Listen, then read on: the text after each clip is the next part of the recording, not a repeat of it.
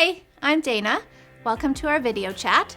Today's question comes from Nicole, and Nicole is stuck in an early bedtime. Her 11-month-old is going to bed at 5:30 p.m., sleeping a full 12 hours, but then waking at 5:30 a.m.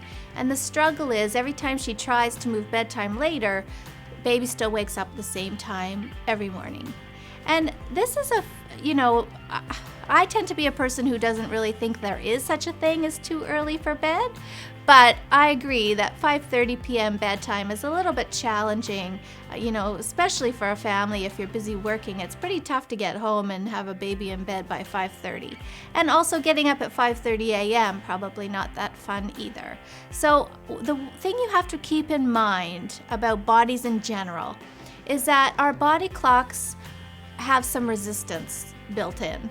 We don't like a whole lot of changes or surprises to our schedule, and the more we are consistent with our sleep schedule, the more ingrained it becomes. So because she's so consistently going to bed at 5:30, we really need to move into this slowly.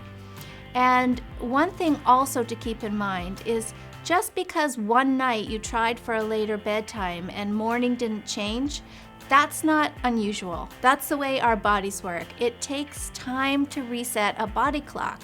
It really takes about 4 to 6 weeks to adjust a body clock fully. So what I want you to do is work into this really slowly. I want you to move her bedtime by 10 minutes every 3 nights until you get closer to, let's say, 7 p.m. That's one of my favorite bedtimes. And don't panic if morning doesn't follow exactly in that same pattern. I find that morning tends to be slow to follow, and it might even take an extra week or 2 before you see some changes to morning wake up. Another thing to keep in mind about mornings is make sure that it is dark in there, and I mean dark. Even the slightest change in lighting will stimulate a wake up in everyone. And that's why I say for adults as well, make your room as dark as you possibly can to hold out that morning light so that it doesn't stimulate you to wake. So you want to do that to help prevent this 5:30 wake up. Blackout blinds, tinfoil, it doesn't have to be pretty, but it just has to be dark. And that should help you get to a more appropriate bedtime. Another thing to think about is naps. We've got to also move naps down accordingly as well.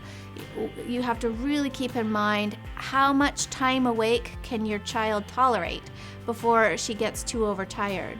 So you might need to move afternoon nap down slowly as well, 10 minutes every 3 days until it's a little bit, the spacing is better so that there's not too much time before bed.